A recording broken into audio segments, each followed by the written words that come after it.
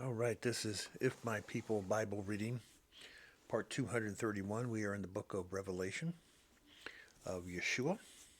And I was going to start here at chapter 8, but I'm going to back up a second to chapter 7. 7 is about the tribes, the 12 tribes, Israel.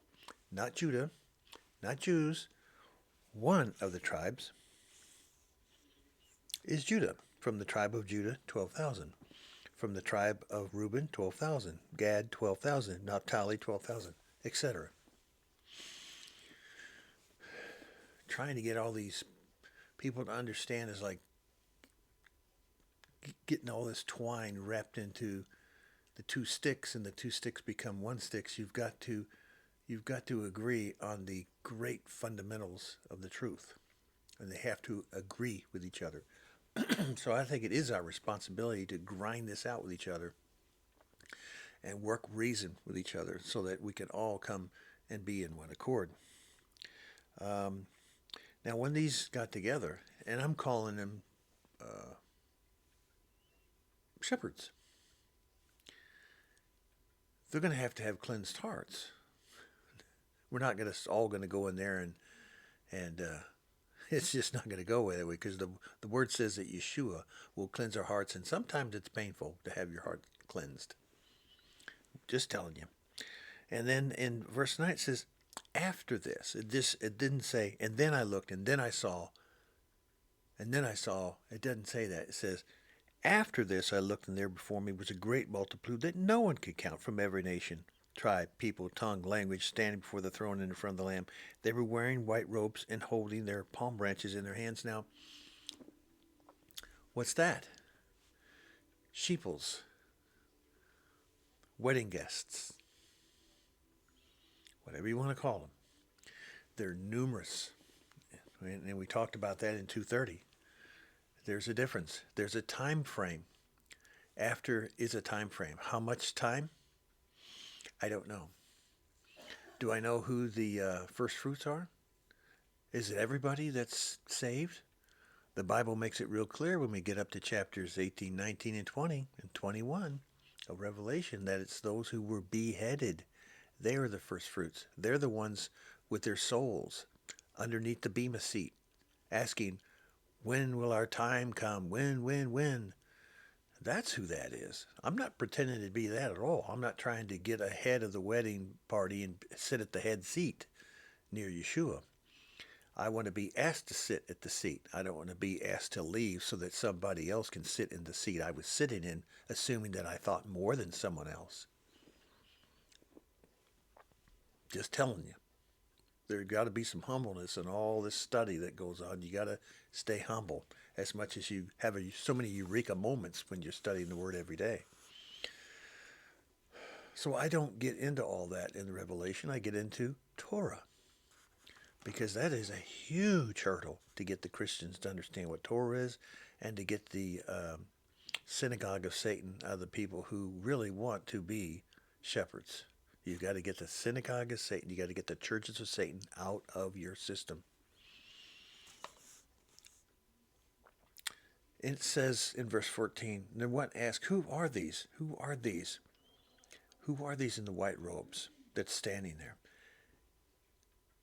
And he said, these are the ones who have come out of the great tribulation. They have washed their robes and made them white in the blood of the Lamb. Therefore, they are before the throne of Yahweh and serve him day and night in his temple, and he who sits on the throne will spread his tent over them. Never again will they hunger, never again will they thirst. The sun will not beat upon them, nor any scorching heat, for the Lamb at the center of the throne will be their shepherd, and he will lead them in springs of living water, and Yahweh will wipe away every tear from their eyes. Now, what's this living water all talking about? The healing of the nations. The healing. Who are the healing of the nations? The sheep. The sheep, they're wearing the helmet of salvation and they're naked. They have some of the sort of truth because they sort of read the Bible. I don't know. So many Christians claim that they're Christians and they're saved and they've got a Bible at home and they've never even cracked it. Never opened it at all. Never. Well, it's so confusing. Well, if I had any book behind me, and I used to have, these shelves used to be stacked full of books. Right now, I'm reading Beebe. You know what? I pick up that book, Beebe, and I start at page one. No, yes, I do. I start at page one, and then I go to the end of the book, and I read Huckleberry Finn, Tom Sawyer, Innocents Abroad, all that stuff from Samuel Clemens. I start at the front, I read it to the end, and then I come up with an idea and conclusion. No, what a novel idea that is. That's what everyone should be doing with the Bible, not reading parts and pieces and concordances. And every Sunday you're told, open up your Bible and you go, here's the following verse. And these 10 verses kind of support it. Yeah, we're going to read that. And then they'll come up with a little story of their personal life, the preachers do, or something they heard about. And they do this all over the world. And yet you're supposed to understand the Bible a week later? Yeah, sure you do. So, chapter 8, interesting here. A third messenger, that's verse 10. A third messenger sounded a trumpet, and a great star blazing like a torch fell from the sky and on the third of the rivers and on the springs of the water. And the name of the star was Wormwood. And a third of the waters turned bitter, and many people died from the waters that had become. So there's a lot of people going to be dying, a lot. It's not like COVID, where 1/10 of 1% of the people. Oh man! But the fourth messenger sounded his trumpet. So the trumpets are blowing now, and the third of the sun is going to struck. So it doesn't happen in 15 seconds later, the next trumpet, and 15 seconds later. It doesn't go like that on the earth. There isn't just one thing after another. It just doesn't go like that. But just for the namesake here, speaking of all this allegories and so forth, wormwood in Russian. If I was to say wormwood in Russian, do you know what it is? Chernobyl. Those that can remember Chernobyl understand what I'm saying. Some of the people are young listening to this, and they're going, what's he mean by Chernobyl? Churn over? It's a city in Russia. It had a little nuclear problem. And by the way, PBS and all those that have filmed it haven't done justice that that land will be sitting there for 30,000 years before you could go back. So, just saying. That's a lot of years. Well, we won't be back for a while. There's titles written on people's foreheads. And the titles everybody's talking about says, well, Satan. You mean Satan's doing it on your right hand, your forehead? That's how you do and how you think. How do you think these days? How and what you do with how you think is the sign of the beast, the number 666. That's what that is. I'm not talking about that. I'm talking about Yahweh's going to number you. He's going to put a name on you. That number name is going to say something like city where Yahweh is, city where Yahweh lives. Jerusalem is going to be changed. It's not going to be, right now it is Sodom and Egypt. That is the name of Jerusalem, Sodom and Egypt. It's going to be changed. And his people are going to be inhabited it until this world is totally burnt to nothing after the great white throne judgment. Meanwhile, chapter 18. After this, I saw another messenger coming down from heaven. He had great authority, and the earth was illuminated by his splendor. And with a mighty voice, he shouted, Fallen, fallen is Babylon the Great. She has become a home for demons and a haunt for every evil spirit. Who's Babylon these days? When I think of San Francisco, it didn't start off very well, by the way. It didn't start off very well. Greed and envy started. That's why the Golden Gate was called the Golden Gate, not because it was gold. It's because the gold went under the gate.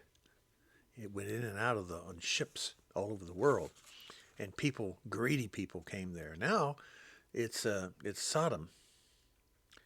It's a great place to eat, to Gomorize, to Gomorrah, and it's a great place where sodomy takes place of all kinds of sexual deviant behavior. It's one of the kingdoms of homes of that. What's another place? It's just Sin City. Chicago is Crime City. New York is Corrupt City, Sin City. Las Vegas, Sin City. And they laugh about it. They think it's funny.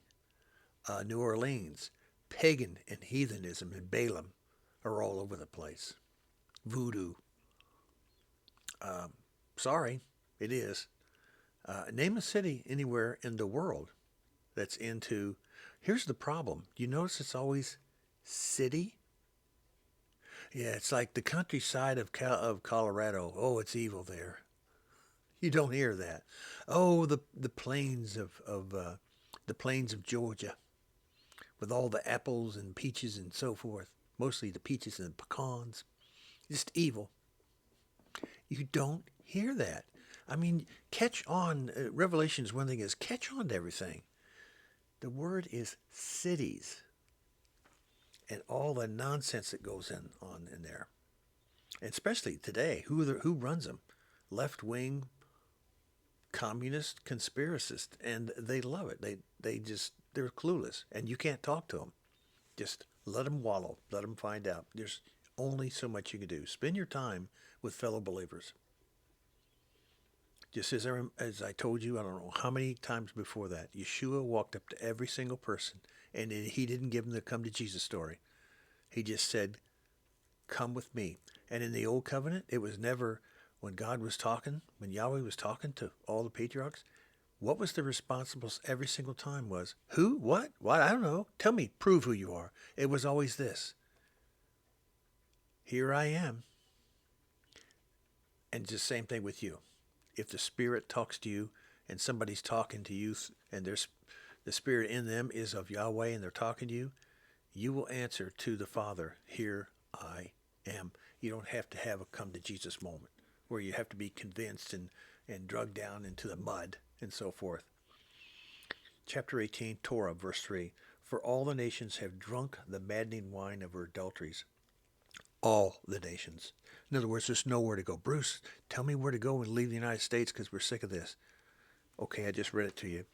All the nations have drunk the maddening wine of her adulteries. The kings of the earth committed adultery with her, and the kings, that means the mayors, the presidents, all the people in charge. The merchants of the earth grew rich from her excessive adulteries. Super mega people in charge of communications these days. Then I heard another voice from heaven say, come out of her. This is Torah. Come out of her, my people, so that you will not share in her sins, so that you will not receive any of her plagues. There's where you're supposed to be praying constantly. That you are prepared to go through the trials and tribulations of Hasatan, and you are prepared to go through the tribulations in a period of testing. But you want to pray that you do not have to go through the wrath of the Father. For her sins are piled up to heaven, and Yahweh has remembered her crimes. There's the seriousness of the book of Revelation right there. There's nowhere to run. There's no way to hide. We're not supposed to be digging caves. We're supposed to be coming out of her, be separate people, but be in the world, but be separated from the world. Be set apart. And congregate and continue to do all these things together. And do not forget your feasts and festivals and your Shabbats. All right, we'll start next time in verse 20, chapter 18. We'll see you then. Stay strong.